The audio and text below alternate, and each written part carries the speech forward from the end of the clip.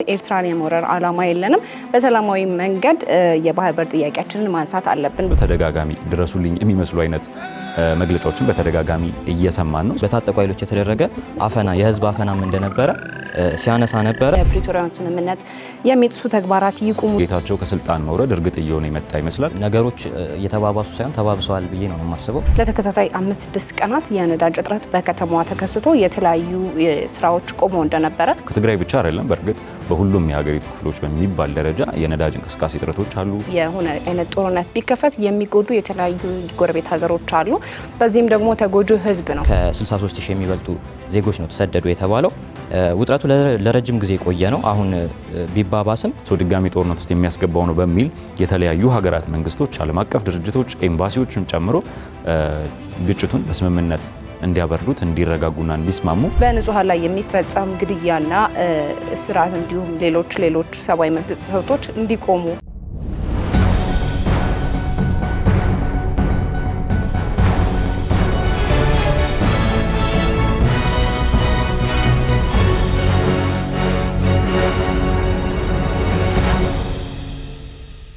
ሰላም ጤና ይስጥልን ተመልካቾቻችን፣ እንደምን ቆያችሁ? አሻም የሚዲያ ዳሰሳችን እነሆ ተጀምሯል። ሳምንቱን እየጠበቀ ወደ እናንተ የሚደርሰው አሻም የሚዲያ ዳሰሳችን ዛሬም እንደተለመደው ከሀገር ውስጥና ከውጭ የተመራረጡ እንዲሁም ደግሞ አበይት የተባሉ ጉዳዮችን እያነሳን ከእናንተ ጋር ቆይታ እናደርጋለን። ከጎኔ ኃይለ ገብርኤል ታደሰና ናትናኤል በላይነህ አብሮን ቆይታ ያደርጋሉ። ከሀገር ውስጥ ጉዳዮች እንጀምርና ወደ ውጭ ጉዳዮች ደግሞ እናመራለን። እንዳልሹ ነው። ከሀገር ውስጥ ጉዳዮች ስንጀምር በዚህ ሳምንት አነጋጋሪ የነበረው ጉዳይ ጠቅላይ ሚኒስትሩ ያነሱት ጉዳይ ነበር። የትግራይ ጊዜያዊ አስተዳደርን የመምረጥ ጉዳይ ነበር። እርምጃው በህወሓት ዘንድ የፕሪቶሪያውን ስምምነት የጣሰ ነው ሲሉ የህወሓት አንዳንድ ክልል ነዋሪዎች ሲናገሩ ተስተውለዋል። ጠቅላይ ሚኒስትሩ የትግራይ ክልል ህዝቦች ራሳቸው የመረጡትን መሪ ሊመራቸው ይገባል ያሉ ሲሆን እስካሁን ከነበረበት ሰፊ ውዝግብም መውጣት አለበት የሚል ነጥብ አንስተዋል። በክልሉ የሚንቀሳቀሰው ሌላው ሳልሳይ ወያኔ ትግራይ ደግሞ ባለፉት 2 ዓመታት የነበረው ጊዜ አስተዳደር መድገም አንፈልግም የሚል ሀሳብ ሲያነሳ ነበረ። ከዚህ በፊት የነበረውን አስተዳደር እንደገና መድገም አንፈልግም የሚል ሀሳብ ሲያነሳ ነበር። ሌላውም ደግሞ ፓርቲው ይኸው ሳልሳይ ወያኔ ፓርቲው አንድ ፓርቲ ሲወድቅ ምንድነው የሚወድቅ ፓርቲ መድገም አንፈልግም፣ ከዚህ ቅድም እንዳልኩት ከዚህ በፊት የነበረውን ስርዓት መድገም አንፈልግም የሚል ጉዳይ ነበር ሲያነሳ የነበረው። ሳልሳይ ወያኔ በትግራይ ክልል በታጠቁ ኃይሎች የተደረገ አፈና የህዝብ አፈናም እንደነበረ ሲያነሳ ነበረ። ሌላው ህዝቡ ጥሪውን የተቀበለው ይመስላል። አንዳንድ አሻም ያነጋገረቻቸው የትግራይ ክልል ነዋሪዎች ጠቅላይ ሚኒስትሩ ያነሱትን ጥሪ ሲቀበሉት ነበረ። ህዝቡ የመምረጥ መብት ነበረው ሲሉ ነበረ። ዋና ሀሳቦቹ እነዚህ ነበሩ። ልክ ነው እንዳልከው። አሻምም በዚህ ሳምንት የትግራይ ክልልን ሁኔታ በተደጋጋሚ በተለያዩ ዘገባዎች ሽፋን ሰጣ ነበረ። በዚህ ዘገባዎች መነሻ የሆነው እንግዲህ ጠቅላይ ሚኒስትሩም ደግሞ ህወሓት ጊዜ አስተዳደሩን የሚተካ ሌላ ፕሬዚዳንት የጊዜ አስተዳደር ፕሬዚዳንቱን ጌታቸውን የሚተካ እንግዲህ የጌታቸው ከስልጣን መውረድ እርግጥ እየሆነ የመጣ ይመስላል። የፕሬዚዳንት የጊዜ አስተዳደሩን ፕሬዚዳንት የሚተካ በጠቅላይ ሚኒስትር ጽህፈት ቤት ኢሜይል በኩል ምርጫ እንዲያደርጉ አቅርበዋል። እንግዲህ ለዚህ ሁሉ መነሻ የሆነው እንግዲህ ያለመስማማታቸው ምክንያት የሆነ የፕሪቶሪያ ስምምነት አለመፈጸም ነው። የፕሪቶሪያ ስምምነትን ስናነሳ ደግሞ በስምምነቱ ተፈናቃዮች መመለስ አለባቸው፣ የታጣቂዎች የተሃድሶ የሚሉ ሀሳቦች፣ ከዛ ባለፈ ደግሞ ክልሉን ለምርጫ ዝግጁ የማድረግ ሂደቶችን ጊዜያዊ አስተዳደሩ መወጣት አለበት የሚሉ ሀሳቦችን ነው እንግዲህ አልተፈጸሙም በሚል ህወሓት ጊዜያዊ አስተዳደሩ ላይ ጥያቄ ያነሳው ማለት ነው። ጊዜያዊ አስተዳደሩ እንግዲህ ከተቋቋመ 2 ዓመታትን አስቆጥሯል። በእነዚህ 2 ዓመታት ውስጥ እነዚህ ያልናቸውን ወይም በፕሪቶሪያው ስምምነት መሰረት ሊተገበሩ ይገባል የሚባሉ ዝርዝር ሀሳቦቹን አልተገበረም የሚል ተቃውሞን በህወሓት በኩል ይነሳል። ጊዜያዊ አስተዳደሩ ደግሞ በተሰጡት 2 ዓመታት ውስጥ እነዚህ ነገሮች ማስኬድ አለበት ነው። ጠቅላይ ሚኒስትሩም በጥያቄያቸው መሰረት ሲያነሱ ጊዜያዊ አስተዳደሩ ስራዎቹን ሰርቷል፣ ነገር ግን ተገቢ በሚባለው ልክ በሚጠበቀው ልክ አፈጻጸሞቹ በሚባለው ልክ አይደሉም የሚል ሀሳብ ያነሱት። ለዚህም ነው እንግዲህ የትግራይ ክልል ነዋሪዎች መሪያቸውን ወይም ፕሬዚዳንታቸውን ጊዜያዊ አስተዳደሩን ሊመራ የሚችለው ሰው እንዲመርጡ በኢሜይል መልእክት ያስተላለፉት በኢሜይላቸው ምርጫቸውን እንዲያካሂዱ ያደረጉት ማለት ነው። እንግዲህ ጌታቸውን የሚተካ እንዲመርጥ ፕሬዚዳንቱ ጠቅላይ ሚኒስትሩ በፌስቡክ ገጻቸው ላይ ፕሬዚዳንቱን የሚተካ ሰው ምረጡ ሲሉ፣ በተቃራኒው ደግሞ በህወሓት በኩል ያሉት ደግሞ እንዲመረጥ የፈለግነው ወይም ደግሞ ጌታቸው ከስልጣን መውረዳቸውን ተከትሎ እሳቸውን እንዲተካ ያደረግነው ጄኔራል ታደሰን ነው። ስለዚህ ጄኔራል ታደሰን መርጠናል። በተናጠል የተወሰነ ውሳኔ ነው። ጠቅላይ ሚኒስትሩ በተናጠል የወሰኑት ውሳኔ ነው። ስለዚህ ውሳኔው እኛን ያላካተተ ፍላጎታችንን ያልጠበቀና ይሄ የፕሪቶሪያውን ስምምነት ያልጠበቀ ነው። ጠቅላይ ሚኒስትሩ ደግሞ ባወጡት ጽሁፋቸው ላይ በስምምነቱ መሰረት የፕሪቶሪያ ስምምነት መሰረት ጠቅላይ ሚኒስትሩ ፕሬዚዳንቱን የመሾም ስልጣን አለው። ከዛ ባለፈ ደግሞ በክልሎች ላይ ጣልቃ የመግባት ስልጣን አለው ፌዴራል መንግስቱ። በህገ መንግስቱም በአዋጆቹም መሰረት ጠቅላይ ሚኒስትሩ ወይም የፌዴራል መንግስቱ ወደ ክልሎች ስልጣን ውስጥ የመግባት መብት አለው። ይህንን መብት ተከትለን ነው እንግዲህ እኛ ጣልቃ ገብተን እንድንመርጥ እድሉን የሰጠናችሁ። በፕሪቶሪያው ስምምነት ህግ መሰረትም ደግሞ የጊዜያዊ አስተዳደሩን ፕሬዚዳንት የሚመርጠው ጠቅላይ ሚኒስትሩ ስለሆነ ከዛ በፊት ግን ህዝቡ እድሉን ወስዶ እንዲመርጥ ነው እንግዲህ ጠቅላይ ሚኒስትሩ ያቀረቡት። ከዚሁ ጋር ተያይዞ ደግሞ ነዋሪዎቹ የአንዳንድ ነዋሪዎች ያነጋገርናቸው ከአሻም ጋር ቆይታ ያደረጉት ነዋሪዎች መመረጡን በኢሜይል እድሉ ተሰጥቷቸው መሪያቸውን መምረጥ መቻላቸው ወይም ጊዜያዊ አስተዳደሩ ፕሬዚዳንቱን መምረጥ መቻላቸውን ደግፈውታል። የህዝቡ ሀሳብ ምንድን ነው? የጊዜያዊ አስተዳደሩ እንዲመረጥ በኢሜይል እንዲመረጥ እድሉ እንዲሰጣቸው መፈለጋቸው ዋናው ፍላጎታቸው ክልሉ ላይ እንዲመጣ ከሚፈልጉት ሰላም በመነሳት ነው። ስለዚህ በዋናነት ጊዜያዊ አስተዳደር ፕሬዚዳንቱ የሚሆነው ይሄ ነው ወይም ይሄ ነው የሚለው ሀሳብ ሳይሆን ክልሉ ውስጥ ሰላም መጥቶ ሰላማዊ እንቅስቃሴ ተካሂዶ ትክክለኛም ሆነ የትኛውም የሚፈለገው አይነት ነገር ይምጣ፣ በዋናነት የሚፈልጉት የትግራይን ሰላም፣ ኢኮኖሚያዊ እንቅስቃሴ ወደ ነበረበት መመለስ፣ ሁሉም አይነት ማህበራዊና ኢኮኖሚ እንቅስቃሴዎች ወደ ነበረበት እንዲመለስ ካላቸው ፍላጎት ነው እንግዲህ ምርጫውን የተቀበሉትና ድጋፋቸውን ያሳዩት ማለት ነው። በህወሓትም እንግዲህ ባወጣው መግለጫ ላይ በተደጋጋሚ ፌዴራል መንግስቱን ሲከስ ነው የተስተዋለው። በተደጋጋሚ ተቃውሞውን አሰምቷል። ከዛ ባለፈ እንግዲህ እንዳነሳ ነው ጌታቸው መውረዳቸውን ተከትሎ እኛ የመረጥ ነው ወይም ኃላፊነቱን እንዲወስድ ያደረግነው ጌታቸው ጄኔራል ታደሰ ወረደን ነው። ስለዚህ በእሳቸው ኃላፊነት ነው መምጣት ያለበት እንጂ ወይም በተናጠል የተወሰነ ውሳኔ መሆን የለበትም የሚለውን ነው እንግዲህ ህወሓትን በተቃውሞ መግለጫው ወዲያውኑ በወጣው መግለጫው ላይ ያነሳው ማለት ነው። እንግዲህ ህወሓት ካነሳቸው ነጥቦች መካከል ሁለታችሁም ብላችሁታል፣ የተናጠልና እንዲሁም ደግሞ የፕሪቶሪያን ስምምነት የሚጥሱ ተግባራት ይቁሙ የሚል ሀሳብ አንስቶ ነበር እዛው መግለጫው ላይ። ሲቀጥል ደግሞ ቡድኑ አሁንም በመግለጫው እንደገለጸው የትግራይ ህዝብ አሁን ላይ ሰላምና ጸጥታን የሚፈልግበት ሰዓት ላይ ነው ያለው፣ ትክክለኛ መሪ ያስፈልገዋል የሚል ሀሳብ ማካቶበት ነበር በመግለጫው። ከዚሁ ጋር ተያይዞ እንግዲህ ሳልሳዊ ወያነ ሓርነት ትግራይ ደግሞ ህወሓትን እንደ መንግስት አልቀበለውም ብሏል። እዚህ ላይም ትንሽ መግለጫ ወጥቶ ነበረ። ህወሓት ደግሞ እኔ ብቻ ነኝ መምራት ያለብኝ ማለቱ ህዝቡን ወደ ተባባሰ ችግር እያስገባው ነው እየሄደ ያለው የሚል ሀሳብ አንስቶ ነበር እንግዲህ ሳልሳዊ ወያነ ትግራይ። እነዚህ ሀሳቦች እንግዲህ ከሀገር ውስጥ የተመራረጡና ዋና የተባሉ ናቸው። እዚሁ ላይ ጠቅላይ ሚኒስትሩ በኢሜይል ምርጫ እንዲያደርጉ ይፋ ሲያደርጉ ግን ከመቼ እስከ መቼ ነው ምርጫው የሚካሄደው፣ እንዴትና መቼ ደግሞ ይፋ ይሆናል፣ የፕሬዚዳንቱ መቼ ውጤቱ ይታወቃል የሚሉትን ዝርዝር ነገሮች ግን ይፋ አላደረጉም። ነገር ግን ምርጫ እንዲያካሂዱ ብቻ ለህዝቡ በኢሜይል የሚመርጡትን ሰው የሚመራቸውን ሰው እንዲመርጡ አድርገዋል። ከዚሁ ጋር በተያያዘ እንግዲህ በትግራይ ትላንትናም ትግራይ አካባቢ ከቆየን ላይ ቀር ትናንትና ባነሳሽው ጉዳይ ላይ የነዳጅ እጥረትን በተመለከተ ትግራይ አካባቢ የነዳጅ እጥረት እንዳለ በከፍተኛ ሁኔታ ተነስቷል። ከትግራይ ብቻ አይደለም፣ በእርግጥ በሁሉም የሀገሪቱ ክፍሎች በሚባል ደረጃ የነዳጅ እንቅስቃሴ እጥረቶች አሉ። በብላክ ተሸጠዋል ወይም ደግሞ በጥቁር ገበያው ነጋዴዎች፣ ህገወጥ ነጋዴዎች ገብተው የሚሸጧቸው ነገሮች አሉ የሚሉ ሀሳቦች ተነስተዋል። አይ ቲንክ ትግራይ ላይ የነበረውን በተመሳሳይ ይመስለኛል። ትግራይ ላይ ለተከታታይ 6 ቀናት ነው የቆየው ይሄ የነዳጅ እጥረት የተባለው። እኛም ደውለን እንዳረጋገጥ ነው እና እንደጠየቅናቸው ለተከታታይ 5-6 ቀናት የነዳጅ እጥረት በከተማዋ ተከስቶ የተለያዩ ስራዎች ቆመው እንደነበረ እዛው ያገኘነው መረጃ ይጠቁመን ነበር። በዚህ ምክንያት እንግዲህ እንደተባለውና እንደሰማነው ከሆነ ይሄ የነዳጅ እጥረት በትግራይ ክልል ብቻ ነው የሚል ሀሳብ ነበር የሰጡን እዛው አካባቢ። ነገር ግን እኛም ደውለን ባላንስ ለማድረግ ሞክረን ነበረ። እዚሁ የነዳጅ እጥረቱ እንደ ሀገር ነበር የነበረው። ለ3-4 ቀናት እንደ ሀገር የነዳጅ እጥረት ተከስቶ ነበረ። ይህም ለትግራይ ክልል ብቻ ተለይቶ የቀረ እንዳልሆነ ከዚሁ ከባለስልጣን መስሪያ ቤቱ ያገኘነው መረጃ ይጠቁማል ማለት ነው። ግን እንዳጠቃላይ እዛው አካባቢ ያሉ ሰዎች እንደሚሉት ከሆነ አሁንም ቢሆን የነዳጅ እጥረቱ እንደቀጠለ ነው። በቂ የሚባል ነዳጅ እየደረሰን አይደለም የሚል መረጃ ደርሶን ነበረ። እንዳጠቃላይ እንግዲህ የምናነሳው እኛም በተደጋጋሚ ስናነሳው የነበረው ሀሳብ ምንድን ነው? የትግራይ ህዝብ የሚፈልገው ሰላማዊ እንቅስቃሴው ተመልሶ ሰላማዊ ኢኮኖሚ ነገሮቹ እንቅስቃሴዎቹ ማህበራዊና ኢኮኖሚ እንቅስቃሴዎቹ ተመልሰው ወደ ትክክለኛው እንቅስቃሴው መመለስን ነው የሚፈልገው። እንግዲህ የነዳጅ እጥረቱም ምናልባት የምናያቸው ሀገራዊ ጉዳዮች ሊሆኑ ይችላሉ። ነገር ግን ከዚህ በፊትም ነዋሪዎቹን ስናነጋግር ባነሱልን ተደጋጋሚ ሀሳቦች የኑሮ ውድነት፣ የዋጋ ጭማሪዎች በተደጋጋሚ ይስተዋላሉ። እጥፍና ከእጥፍ በላይ የሚሆኑ ጭማሪዎች እየታዩ እንደሆነ በተደጋጋሚ ቅሬታቸውን ያቀርባሉ። ስለዚህ አጠቃላይ የህዝቡ ጠቅልል አድርገን የህዝቡ ፍላጎት ምንድን ነው ስንል ሰላማዊ የሆነ እንቅስቃሴው ተመልሶ በሰላም ኢኮኖሚያዊ ነገሮችን፣ ማህበራዊ ነገሮችን ማካሄድ ነው የሚፈልገው። ለዚህ ደግሞ በህዝቡ ላይ በመሪነት ደረጃ ያሉ ሰዎች ኃላፊነታቸውን መውጣት መቻል አለባቸው። የህዝቡ ጥያቄ ምንድን ነው፣ የህዝቡ ፍላጎት ምንድን ነው የሚለውን ከግምት ውስጥ በማስገባት ህዝቡ የሚፈልገው ይሄንን ነው። ሁሉም አካባቢ የተለያዩ ሀሳቦች ሊኖሩ ይችላሉ ምናልባት በህዝቡ ዘንድ ነገር ግን በዋናነት የሚያግባባው ነገር ግን ህዝቡ ሰላማዊ የሆነ እንቅስቃሴው እንዲመለስ ይፈልጋል ነው።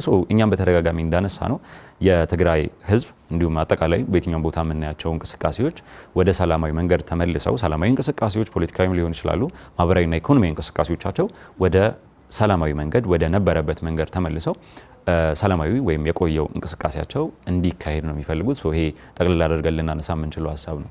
እንግዲህ ከዚሁ ጋር ተያይዞ የኢትዮጵያን የባህር በር ጥያቄ በሚመለከት በባለፈው ሳምንት ጠቅላይ ሚኒስትር ዶክተር አብይ አህመድ በህዝብ ተወካዮች ምክር ቤት ተገኝቶ ሀሳብ ሰጥቶ ነበር። ይሄ ምንድነው? ኤርትራን የመውረር ዓላማ የለንም፣ በሰላማዊ መንገድ የባህር በር ጥያቄያችንን ማንሳት አለብን ብሎ ነበርና ከዚሁ ጋር ተያይዞ አሻም ደግሞ ምን አይነት የሰላም አማራጮችን ማንሳት አለባት ኢትዮጵያ የባህር በሩን ለማግኘት ብላ የተለያዩ የፖለቲካ ተንታኞችንና ዲፕሎማቶችን አናግራ ነበረ። በዚህም እንግዲህ ዲፕሎማቶቹና የፖለቲካ ተንታኞቹ እንዳሉት ከሆነ ኢትዮጵያ መጠቀም ያለባት የሰላም አማራጭ ትክክለኛ የሆነ የሰላም አማራጭ እንዲሁም ደግሞ በሰጡ መቀበል መርህ ላይ የተመሰረተ እንዲሆንና ይህም ደግሞ የኢትዮጵያንም የኤርትራንም ጥቅም የሚያስከብርና የሚያስቀጥል ሊሆን ይገባል የሚል ሀሳብ ሰጥተው ነበረ። በዚህ ጉዳይ ላይ እንግዲህ እኛም የተለያዩ ሽፋኖችን ስንሰጥበት ነበር። ኢትዮጵያን የባህር በር ተከትሎ አይደለ እንዴ? እንዳልሽው እንግዲህ የባህር በር ጥያቄ መነሳት ከጀመረ ትንሽ ቆይት ብሏል።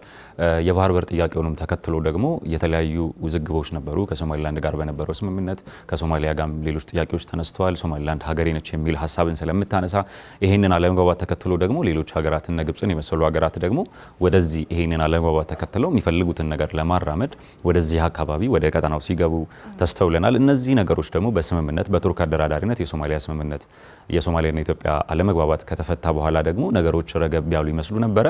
ድጋሜ ግን ተመልሰው ከኤርትራ በኩል የምናያቸው ተደጋጋሚ ድረሱልኝ የሚመስሉ አይነት መግለጫዎችን በተደጋጋሚ እየሰማን ነው። እነዚህን ሁኔታዎች ስናይ ምናልባትም ውጥረቶች ይኖራሉ ወይ አሉ ወይ የሚል ሀሳብ እንድናነሳ ያደርገናል። ነገር ግን ጠቅላይ ሚኒስትሩ በተደጋጋሚ ሲያነሱ ደግሞ ለባህር በር በሚል ከኤርትራም ጋር ሆነ ከሌሎችም አካላት ጋር ጦርነት የመክፈት ሀሳቡ የለንም የሚል ሀሳብ በተደጋጋሚ አንስተዋል። ሆኖም ግን ባለሙያዎችን ደግሞ ስናናገር እንዴት ኢትዮጵያ የባህር በር ያስፈልጋታል፣ ምንም ጥያቄ የሌለው ጉዳይ ነው። ነገር ግን የባህር በር ፍላጎቷን ወይም ባህር በር የማግኘት ፍላጎቷን ለማሳካት ምን ማድረግ አለባት ብለን ስንጠይቅ ያለው አጠቃላይ ነገራቸው ሰላማዊ መንገድ መጠቀም፣ ሰጥቶ መቀበል የሚለውን መርህ መከተል ነው። ያሉን ሪሶርሶች ከኛ የሚፈለጉ ወይም እኛ ልንሰጣቸው የምንችላቸው ነገሮች አሉ። እነሱን አቅርበን እኛ ደግሞ የባህር በር የምናገኝበትን መንገድ ማመቻቸት ነው።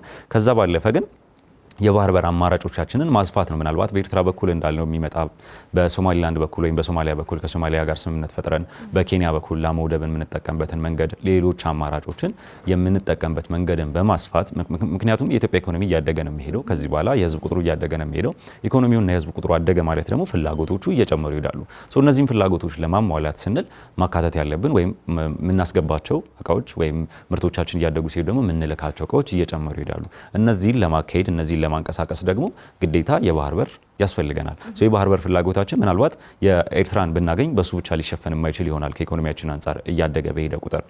አሁን ያለው የጅቡቲ ወደብ ደግሞ በጅቡቲ በኩል ብቻ ያለው የኢትዮጵያን የገቢና የውጭ ንግድን ማሳለጥ የማይችል ወደብ ሊሆን ይችላል። አሁንም ጫናዎች አሉበት በአንድ በኩል ብቻ እየገባ ስለሆነ። ስለዚህ ያለን ኢኮኖሚ ያለን የህዝብ ቁጥር ያለን ፍላጎት እየጨመረ በሄደ ቁጥር የምንፈልጋቸው ነገሮች እየጨመሩ ስለሚሄዱ ይሄንን ለመሸፈን ደግሞ የተለያዩ አማራጮችን መጠቀም መቻል አለብን። እነዚህ አማራጮች ደግሞ ቀጠናውን ወደ ግጭት፣ ቀጠናውን ወደ ጫና፣ እኛንም ወደ ውጥረት፣ ሌሎች ሀገራትንም ወደ ውጥረት የሚያስገቡ ሳይሆኑ ሰላማዊ መንገድ ሰጥቶ መቀበል የሚባሉ ያሉንን ሰጠን የምንፈልገውን ደግሞ መቀበል በምንችልበት መንገድ ማድረግ ይገባናል የሚሉ ሀሳቦችን ባለሙያዎቹ በተደጋጋሚ ሲያነሱልን ነበር። ጠቅላይ ሚኒስትሩ ምክር ቤት ላይ ቀርበው ባደረጉት ንግግር ለባህር በር በሚል ጦርነት ላይ የመግባት ወደ ጦርነት የመግባት ሀሳብ እንደሌለ ነው እንግዲህ ያነሱት ባለሙያዎቹ። ከዚሁ ጋር በተጨማሪ ያነሱት ነገር ምንድነው ኢትዮጵያና ኤርትራ መሀል ላይ የሆነ አይነት ጦርነት ቢከፈት የሚጎዱ የተለያዩ ጎረቤት ሀገሮች አሉ። በዚህም ደግሞ ተጎጂ ህዝብ ነው። ስለዚህ ይህንን ነገር ለማስቆም ምን ማድረግ አለብን? የተለያዩ የሰላም አማራጮችን ሁለቱ ሀገራት መምረጥ አለባቸው። ከዚሁ ጋር ተያይዞ ደግሞ የኢትዮጵያና የኤርትራ ግንኙነት አሁን ላይ ከድሮ እየሻከረ መጥቷል የሚል ምልከታቸውንም ሰጥተውን ነበረ። ከዚሁ ጋር ተያይዞ እንግዲህ የሁለቱ ሀገራት ግንኙነት መሻከር ለዲፕሎማሲ ያለው ችግር ከፍተኛ ነው። ለዚህም ደግሞ ህዝቡ እንዳይጎዳ ሁለቱ ሀገራት መጀመሪያ ሰላም መፍጠር አለባቸው። ከዛ በኋላ የባህር ጉዳዩ ወይም ደግሞ የባህር በር ጥያቄያችንን ማስከተል እንችላለን የሚል መልከታቸውንም አክለው ነግረውን ነበረ። እንግዲህ እንዲህ እያለ የኢትዮጵያና የኤርትራ የባህር ጥያቄ በዚህ ጉዳይ መመለስ አለበት ብሏል። እንግዲህ ጠቅላይ ሚኒስትራችን በተደጋጋሚ ይነሳሉ። የሚያስፈልጉ ነገሮችን በሰላማዊ መንገድ ማግኘት ህዝቡ ያስፈልገዋል። የሚያስፈልጉትን ግን በምን መንገድ እናገኛለን? ዲፕሎማሲያዊ የሆነ የበላይነትን በመውሰድ ሰጥቶ መቀበል የሚባሉ መርሆችን ተግባራዊ በማድረግ ማግኘት እንችላለን የሚለው እንግዲህ የባለሙያዎቹ አመዛኙ ነጥባቸው ይሄ ነው። እንግዲህ ተመልካቾቻችን አሻም የሚዲያ ዳሰሳችን አሁንም ወደ እናንተ መድረሱን እንደቀጠለ ነው። ከሀገር ውስጥ የተመራረጡና አበይት የተባሉ ጉዳዮችን አንስተን ከእናንተ ጋር ቆይታ አድርገናል። አሁንም አሻም ሚዲያ ዳሰሳችን እንደቀጠለ ነው። ወደ ባህር ማዶ ተሻግረን ደግሞ ወደ ደቡብ ሱዳንና ወደ ቱርኪ ያለውን ውጥረት እንመለከታለን ማለት ነው።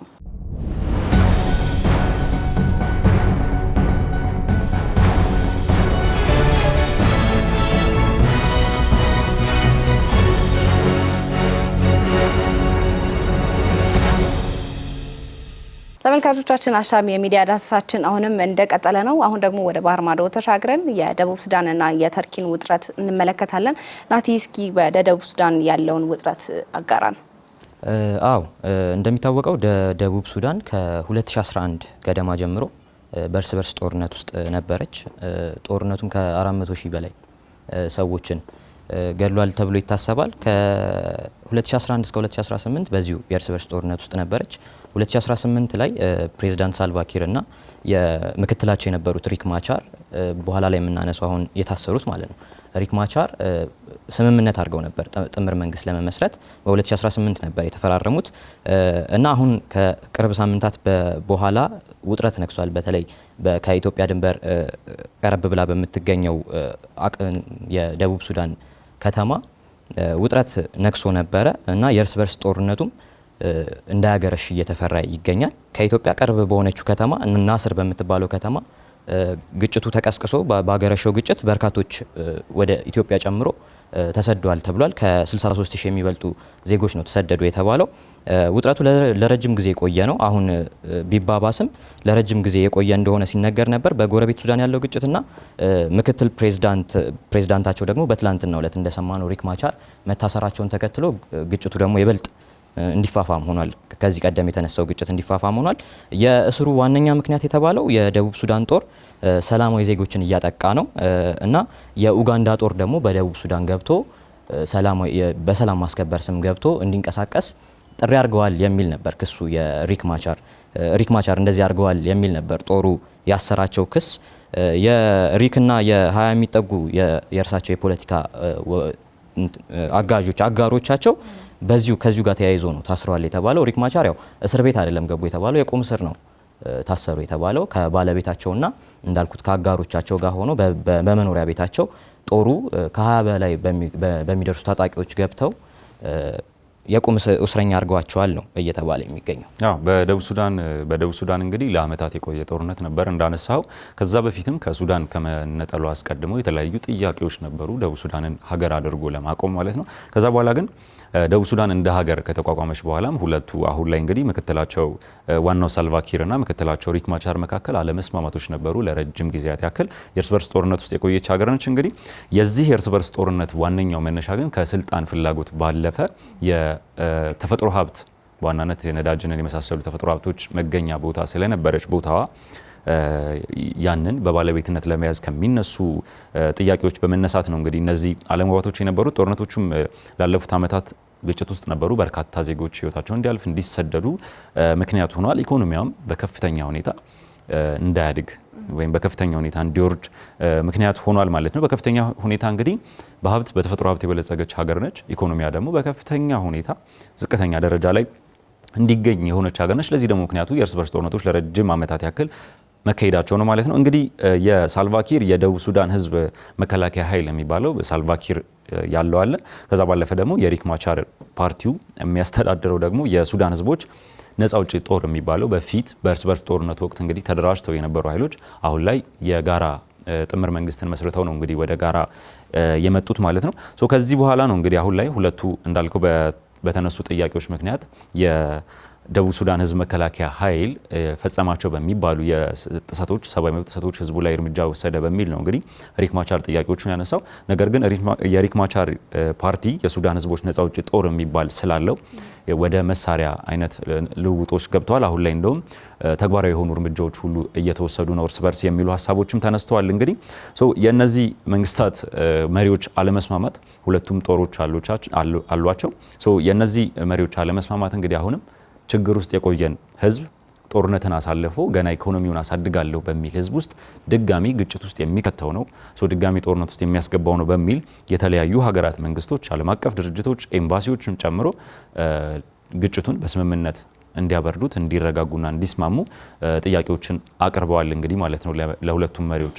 ትላንትና እንግዲህ በዚህ በእርስ በርስ ጦርነታቸው ምክንያት በገበያ መሀል አንድ ክስተት ተከስቶ ነበር። በዚህም በሺዎች የሚቆጠሩ ሱዳናውያን ህይወታቸው እንዳለፈ መረጃዎች ይጠቁሙ ነበርና በዚሁም ላይ የተባበሩት መንግስታት ይሄ የተፈጸመው ግድያ በንጹሃን ዜጎች ላይ የተፈጸመው ግድያ ዓለም አቀፍ ሰብአዊ መብቶችንና ህግጋትን እየጣሰ ነው የሚል መግለጫም አውጥቶ ነበር። ከዚሁ ጋር ተያይዞ ደግሞ የሱዳን የህግ ባለሙያዎች ቡድን እንዲሁ በንጹሃን ላይ የሚፈጸም ግድያና እስራት እንዲሁም ሌሎች ሰብአዊ መብት ጥሰቶች እንዲቆሙ እንግዲህ የደቡብ ሱዳን በሁለቱ ኃይላት መካከል የተፈጠረው አለመግባባት በፕሬዚዳንቱና በምክትላቸው በሪክ ማቻር መካከል የተፈጠረውን አለመግባባት ተከትሎ ሀገራቱ እንዳልነው እንግዲህ ኬንያ ሌሎችና አሜሪካን ጨምሮ መግለጫዎችን አውጥተዋል ስምምነት እንዲያደርጉ። አሜሪካ እንዲሁም ሳልቫኪር ቁርጠኝነታቸውን የሚያሳዩት ሪክ ማቻርን ለስምምነት ቁርጠኝነታቸውን የሚያሳዩት ሪክ ማቻርን ከእስር ሲለቁ ነው። ስለዚህ ሪክ ማቻርን ከእስር በመልቀቅ ለሰላም ያላቸውን ቁርጠኝነት እንዲያሳዩ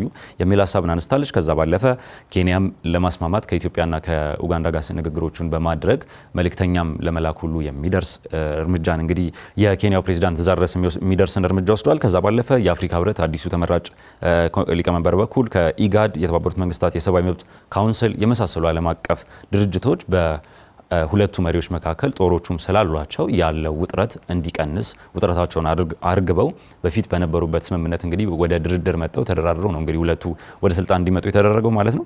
ስለዚህ ስምምነታቸውን የሚጥስ ስለሆነ ሁለቱ መሪዎች የሚያደርጉት አለመግባባት ወይም አለመግባባታቸው ከፍ እያለ በሄደ ቁጥር ጫናው ህዝቡ ላይ የሚመጣ ነው። የነበረውን የኢኮኖሚ ጫና ከፍ የሚያደርግ ነው።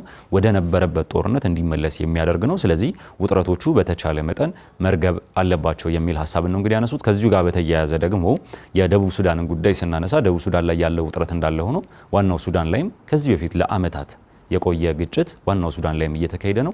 በሁለቱ መሪዎች መካከል ነው እንግዲህ አሁንም እየተካሄደ ያለው። የደቡብ ሱዳንም የምናየው በተመሳሳይ ዋናው ሱዳን ላይ የተፈጠረውን የሚመስል አይነት አካሄድ ያለው ሁለቱ መሪዎች ጦሮች ያላቸው መሪዎች ናቸው እንግዲህ አለመግባባት ውስጥ የገቡት ማለት ነው። በተመሳሳይ ደቡብ ሱዳን እንግዲህ የደቡብ ሱዳንን ያየ ነው የሱዳንን በሁለቱ መሪዎች መካከል ያለውን አለመግባባትና የገባውን ግጭት ከፍተኛ የሆነ የተፈናቃይ ቁጥር ያላት ሀገር ነች። እንግዲህ ሱዳን አሁን ላይ ከፍተኛ የሆነ የሰብአዊ እርዳታ የሚያስፈልጋት ሀገር ነች። እንግዲህ ሱዳን አሁን ላይ የሱዳንን ጉዳይ እየተመለከተ ሰው ወይም የሱዳንን ጉዳይ እየተመለከተ ማንኛውም አካል ደቡብ ሱዳን ላይ እየተካሄደ ያለው ውጥረት ወደ ሱዳን ጉዳይ እንዳይመጣ ወይም የሱዳንን የመሰለ ነገርን ይዞ እንዳይፈጠር ያንን ተመሳሳይ ነገር እንዳይፈጠር ስጋት አላቸው። ስለዚህ አብዛኞቹ ኃይሎች መንግስታትም ኤምባሲዎችም እንግዲህ ስራቸውን እያቆሙ ነው ደቡብ ሱዳን ላይ።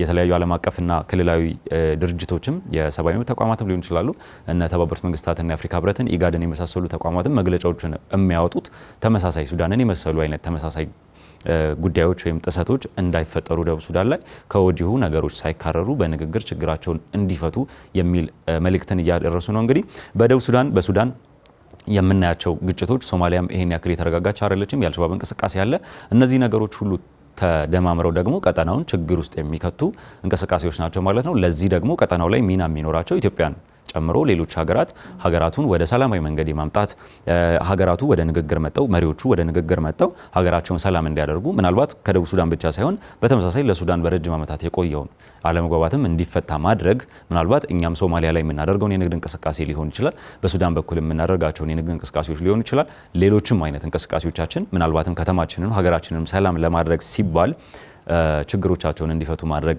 ይገባል ብዬ አስባለሁ። ሰው የአፍሪካ ህብረት፣ ኢጋድ እና ሌሎች የቀጠናው መንግስታትም ያላቸውን አቅምና ተሰሚነት ተጠቅመው ችግሮቹን መፍታት መቻል አለባቸው። መሪዎቹን ወደ ንግግር ማምጣት አለባቸው ብዬ አስባለሁ። እንዳልከው ነገሮች እየተባባሱ ሳይሆን ተባብሰዋል ብዬ ነው የማስበው። በትላንትናው ዕለት የታሰሩት ሪክ ማቻር በርካታ የፖለቲካ ተንታኞች ፕሬዚዳንቱ ሳልቫኪር ምክትላቸውን ያሰሩት የፖለቲካ እስካሁን የነበራቸውን ስልጣናቸውን ፕሬዚዳንት ስለነበሩ ስልጣናቸውን ለማደላደል ነው እና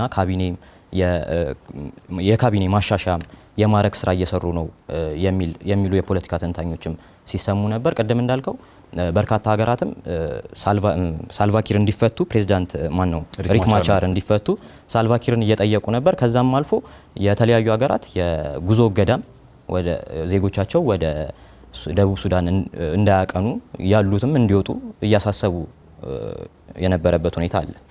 ያው ደቡብ ሱዳን ላይ ከምናየው በተያያዘ ደግሞ እንግዲህ ባልተለመደ መልኩ ቱርክ ላይም ከንቲባው ታሰሩ በሚል የተቃዋሚ ደጋፊዎቻቸው የተለያዩ ተቃውሞችን በብዙ ከተሞች በከፍተኛ ሁኔታ የህዝብ እንቅስቃሴን እየተመለከትን ነው። እንግዲህ ምናልባት እነዚህ አይነት እንቅስቃሴዎች የምናየው አፍሪካ ሚድል ኢስት ነው በብዛት የምናያቸው።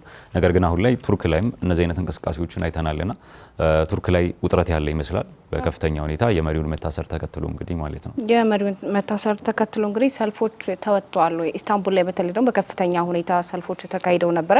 በዚህም ከ1000 በላይ የሚሆኑ ሰልፈኞች ለእስር እንደተዳረጉ የተለያዩ መረጃዎች እየጠቆሙ ነው። ይህም እንግዲህ ሰልፍ ከዛሬ 10 ዓመት በኋላ የታየው ትልቁ ሰልፍ ተብሎ ሲነገርም ተሰምቷል። እንግዲህ ይህ ሰልፍ ከፍተኛ የተባለበት ምክንያት ተፎካካሪ ፓርቲው ለምን ታሰረ በሚል በተቃውሞ በተነሳ ሰልፍ ነው ማለት ነው። እንዳልሹ ነው የታሰሩት የኤርዶጋን ዋና ተቀናቃኝ የሚባሉት የሀገሪቱ ተቀናቃኝ አሉ ከሚባሉ ተቀናቃኝ የኤርዶጋን ተቀናቃኝ ውስጥ የኢስታንቡል ከተማ ከንቲባ የነበሩት ኢማሙግሉ የሚባሉት ሰው ናቸው። ተቃዋሚዎቹ በአብዛኞቹ ከተስተዋሉት ውስጥ የሀገሪቱ የወጣት ክፍል አሁን ላይ እንደውም ዩኒቨርሲቲ ውስጥ ነበር በስፋት ሲነሳ የነበረው እና ዲሞክራሲያቸው እየወደቀ እንደሆነ ነበር ሲናገሩ የነበረው። ለመካከለኛው ምስራቅና ለአውሮፓ ካላት ቅርበት አንጻርም ግጭቱ ወይም ደግሞ ተቃውሞ ስጋትን ፈጥሯል ለብዙ አውሮፓ ሀገራትና ለአሜሪካም ጨምሮ ስጋት እንዳለባቸውም ሲገልጹ ነበረ። በርካቶች የእስር በፖለቲካ ተነሳሽነት ነው እስሩ የወጣው። እንዳልኩት የቱርክ ውስጥ ተቀናቃኝ የላቸውም ኤርዶጋን። ስለዚህ አንድ ያሉት ተቀናቃኝ የኢስታንቡሉ ከተማ ከንቲባ ነበሩ፣ ኢማሙግሉ ነበሩ። ከዚህም በፊት ታስረው ነበር 2018 ይመስለኛል አካባቢ ላይ ታስረው ነበር። ስለዚህ አሁን ድጋሚ መታሰራቸው ከ3 ዓመት በኋላ የሚደረግ ምርጫ አለ። ከዛ በፊት በዚህ ሰዓት መደረጉ ከምርጫው በፊት እሳቸውን ገሸሽ ለማድረግ የታሰበ ነው እየተባለም ይገኛል። ስለዚህ የፖለቲካ ተነሳሽነት እንደሆነ እየተነገረ የሚገኘው ለዚህ ነው እና ይሄ ክሳቸው ከተረጋገጠና እውነትነት ሆኖ ከተገኘ ወደ የፕሬዝዳንትነት እጩ ሆነው የመወዳደር እንትናቸው ይቀማባቸዋል ማለት ነው። ምክንያቱም ከእስር ጋር እንደ ዶናልድ ትራምፕ እንዳየ ነው ማለት ነው። ከምርጫ በፊት በሚደረግ ክሶች ሲጓተት እንዳየ ነው። የኢማሙግሉም ተመሳሳይነት ያለው ይመስላል። ከምርጫ በፊት በበርካታ በአሸባሪነት በሙስና ክሶች ነው የተከሰሱት። ስለዚህ እነዚህ ክሶች እውነተኛ ሆነው ከተገኙ ከምርጫው በፊት እውነተኝነት ሆነው ከተገኙ በፕሬዝዳንታዊ ምርጫው የመወዳደር እድላቸው ጠባብ ብቻ ሳይሆን ያለ መወዳደር እድላቸው ሰፊ ይሆናል እና ሌላ ምንድነው የነበረው የዩኒቨርሲቲ ዲግሪያቸውም ተወስዶባቸዋል። ምንድነው በቱርክ የፕሬዝዳንት እጩ ለመሆን በፕሬዝዳንትነት እጩ ለመወዳደር የዩኒቨርሲቲ ዲግሪ ያስፈልጋቸዋል። ስለዚህ ይሄን ዲግሪ ቀድመው ከስራቸው በፊት ነው ተወሰደ ሲባል የነበረው። ስለዚህ ይሄን ዲግሪ ከሌላቸው ደግሞ ወይም ደግሞ ሀሰተኛ ነው ከተባለ ደግሞ የመወዳደር እድላቸው እንዳልኩት ጠባብ ይሆናል፣ አይወዳደሩም እስከ ማለት ሊያደርስ ይችላል ማለት ነው እና የተርኪ መንግስት የሀገሪቱን ሕግ ተርጓሚ አካል ገለልተኛ እንደሆነና የታሰሩት በቃ ለምርመራ ነው እና ገለልተኛ ነው እንደሆነ በተደጋጋሚ እያስተባበለም ይገኛል። ተቃዋሚዎቹ አይደለም ብለው እየተከራከሩ ስለነበር ማለት ነው። ከ3 ዓመት አስቀድሞ የተሰራ ሴራ እንደሆነም የታሰሩት ከንቲባ ፓርቲ ሲዲሲ የሚባለው ፓርቲ ሲናገር ቆይቷል ማለት ነው። ተመልካቾቻችን ሳምንታዊ የአሻም የሚዲያ ዳሰሳችን በዚሁ ተቋጭቷል። እንግዲህ ከሀገር ውስጥና ከውጭ የተመራረጡ አበይት ጉዳዮችን እያነሳን ከእናንተ ጋር ቆይታ አድርገናል። ሳምንት ደግሞ በሌሎች አበይት ጉዳዮች እንገናኛለን። እስከ ሳምንት መልካም ሳምንት እያልን አሻም ለሁላችን